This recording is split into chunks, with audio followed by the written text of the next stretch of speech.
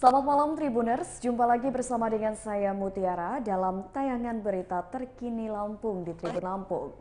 Kami akan menyajikan informasi menarik dan terkini untuk Anda dari berbagai daerah di Provinsi Lampung. Dan inilah berita terkini selengkapnya.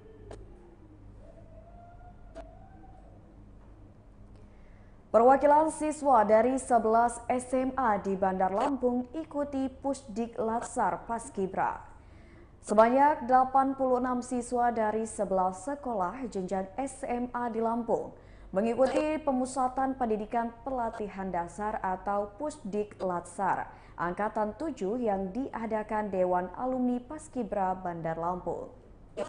Yakni siswa SMA Negeri 15 Bandar Lampung, SMA Negeri 11 Bandar Lampung, SMA Negeri 5 Bandar Lampung, SMA Negeri Perintis 2 Bandar Lampung, SMA Negeri 7 Bandar Lampung, SMA Negeri 6 Bandar Lampung, MAN 2 Bandar Lampung, SMK Penerbangan Citra Angkasa School, SMA Adiguna Bandar Lampung, SMKN 5 Bandar Lampung, dan SMA Negeri 9 Bandar Lampung. Ketua Dewan Alumni Paskibra Lampung, Igede Chandra Wikanaya mengatakan, tujuan menyelenggarakan kegiatan ini mengembalikan jiwa dan mental kepemimpinan Paskibra Lampung sebagai pemuda terbaik Indonesia. Hal tersebut sesuai dengan tema dalam kegiatan Pusdik Latsar Angkatan 7 tahun 2022 yang digelar sejak 17 hingga 19 Juni 2022 lalu di BP PAUD dan Dikmas Lampung di Jalan Cut Mutia, Teluk Betung Utara, Bandar Lampung. Kemudian juga bisa mengimplementasikannya dalam kehidupan sehari-hari. Manfaat mengikuti Pusdik Latsar ini untuk menjadi pribadi yang lebih baik lagi, disiplin, tanggung jawab, semangat juang tinggi, dan juga bisa menghormati kedua orang tua. Ditambahkan oleh Ketua Pelaksana Heni Mustika mengatakan, materi yang diterima peserta didik terdiri dari PBB, tata upacara bendera. Kemudian ada juga materi sejarah bendera merah putih, kepemimpinan, table manner, dan kewirausahaan. Pematerinya yang mengisi acara dari Link Cafe Wheels Project, Pengurus Provinsi Purna Paskibraka Indonesia Provinsi Lampung, dan DAPBL. Pembinaan generasi muda adalah tanggung jawab kita semua. Semoga nasionalisme tetap tumbuh di setiap langkah generasi milenial. Dalam kegiatan ini ada beberapa prestasi yang diraih oleh peserta Pusdik Latsar, di antaranya adik terbaik dan juga adik terfavorit.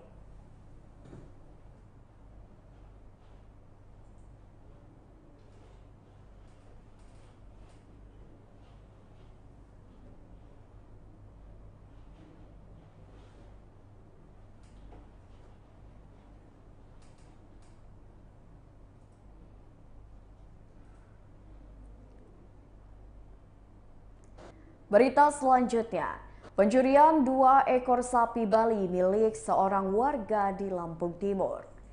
2 ekor sapi Bali milik warga Dusun 4 Tegal Ombo, Kecamatan Waibungur, Kabupaten Lampung Timur hilang dicuri.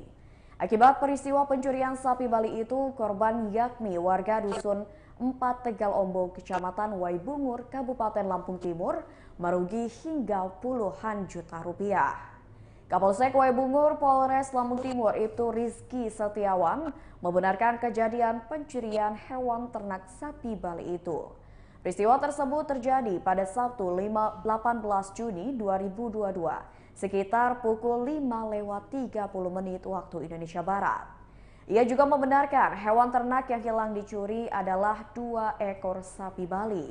Keduanya merupakan sapi jenis betina.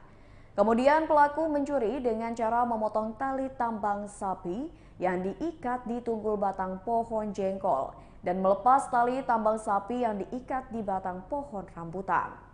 Setelah dilakukan penyusuran, kata Riki, ditemukan bagian dalam organ sapi yang ditinggalkan oleh pelaku. Bagian dalam sapi itu ditinggal di areal kandang ayam kosong milik warga di Desa Tanjung Kesuma, Kecamatan Purbolinggo, Kabupaten Lampung Timur. Pihaknya kini mengamankan barang bukti berupa 1 buah tali tambang Ia juga mengatakan pihaknya masih melakukan pengejaran terhadap pelaku dalam kasus ini.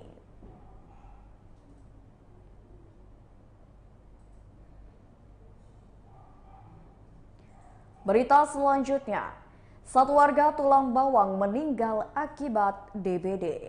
Terhitung Januari hingga Maret tahun 2022, kasus penyakit demam berdarah dengue atau DBD di Tulang Bawang tembus hingga 40 kasus. Jumlah 40 kasus tersebut berada di dua rumah sakit yang berbeda, yaitu Rumah Sakit Umum Daerah Menggala serta Rumah Sakit Mutiara Bunda yang berada di Kecamatan Banjar Agung.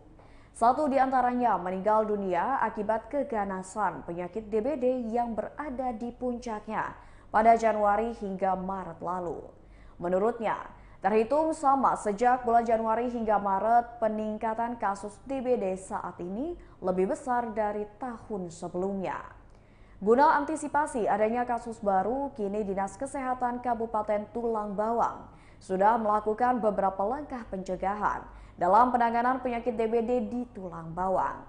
Dirinya juga mengajak kepada masyarakat sekitar untuk bersama-sama bergotong royong dalam melakukan pencegahan dengan menerapkan 3M+, yaitu menguras, menutup, serta menyingkirkan barang bekas yang dapat menimbulkan sarang nyamuk untuk berkembang.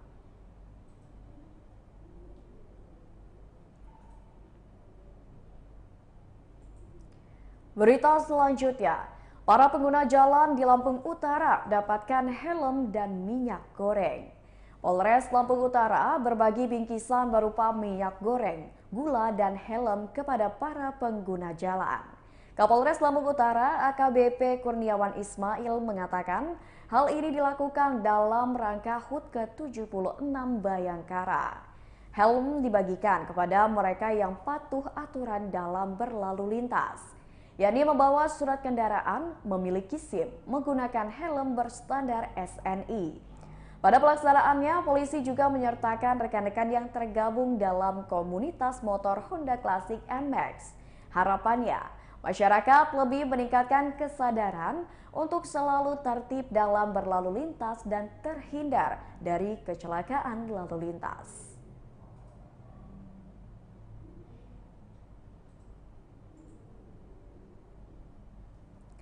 Berita selanjutnya, antisipasi gangguan Kamtibmas, Polres Waikanan lakukan operasi. Satuan Samapta Polres Waikanan, Polda Lampung menggelar kegiatan patroli dalam rangka Harkamtibmas di Kampung Bratayuda, Kecamatan Umpu Semengup, Kabupaten Waikanan. Kapolres Waikanan AKBP Teddy Rahesna melalui Kasat Samapta Ibtu Jahtera mengatakan, dalam kegiatan patroli ini untuk antisipasi kerawanan gangguan Kamtibmas seperti C3, yakni curat, curas, dan curanmor, serta balap liar kendaraan sepeda motor. Kegiatan patroli presisi menggunakan kendaraan dinas bergerak aktif, baik pagi, siang, sore, malam, hingga dini hari. Sejauh ini, belum ada peningkatan tingkat kriminalitas yang signifikan. Mudah-mudahan situasi Kamtibmas di wilayah hukum Polres Waikanan dan sekitarnya tetap aman dan kondusif. Petugas juga melaksanakan imbauan kepada masyarakat untuk selalu waspada akan tindak kejahatan, memberikan edukasi tentang protokol kesehatan serta tertib dalam berlalu lintas.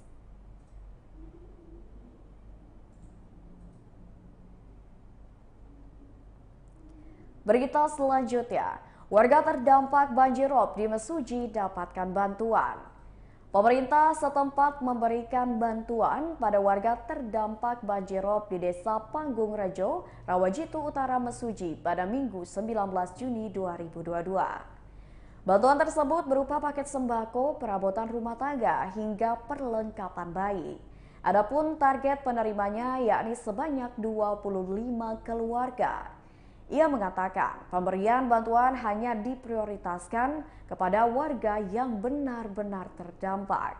Hal ini melalui proses pendataan dan telah dievaluasi melalui Tagana maupun BPBD Kabupaten Mesuji. Hal yang sama juga disampaikan oleh Kalak BPBD Kabupaten Mesuji Sunardi. Menurutnya, sesuai petunjuk dan arahan Bupati Mesuji, pihaknya bersama Disos Mesuji hadir untuk menyerahkan bantuan kepada terdampak banjir. Selanjutnya ada 90 hektar lahan persawahan milik warga yang baru saja ditanam benih padi ikut terendam banjir. Tak luput, sejumlah fasilitas umum seperti jalan dan tempat ibadah yang ikut terendam banjir. Bahkan tersedia sekitar 6.000 kg gabah di penggilingan padi juga ikut terendam. Meski tidak ada korban jiwa, namun kerugian warga akibat musibah banjir tersebut ditaksir mencapai puluhan juta rupiah. Kemudian Camat Rawajitu Utara Samijo mengucapkan terima kasih atas bantuan yang telah diberikan dan respon cepat dari pemerintah Kabupaten Mesuji. Menurut Samijo, pemberian bantuan tersebut tidak tercover semua warga yang terdampak banjirop, akan tetapi diharapkan dapat sedikit meringankan beban masyarakat. Selain itu, Samijo juga menyarankan untuk mengantisipasi banjirop di Desa Panggung Rejo, Kecamatan Rawajitu Utara, agar dapat dibangun tanggul di sekitar aliran sekunder. Mengingat di pinggir aliran sekunder tak terdapat tanggul atau habis termakan jalan umum. Di tempat yang sama, Kepala Desa Panggung Rejo Ropiah juga mengucapkan terima kasih kepada PJ Bupati Mesuji Sulpakar atas respon cepat hingga terlaksananya proses bantuan tersebut. Sebab 2 tahun yang lalu, ia mengaku pernah meminta permohonan untuk perbaikan jalan sepanjang 3.600 meter di Desa Panggung Rejo, namun belum juga terwujud. Ia juga berharap ke depannya mudah-mudahan dapat dibuatkan tanggul untuk mengantisipasi terjadinya banjirop yang melanda setiap tahunnya. Sementara itu, warga sekitar yang terdapat banjirop bernama Yanti mengucapkan terima kasih atas bantuan yang diberikan oleh pemerintah Kabupaten Mesuji.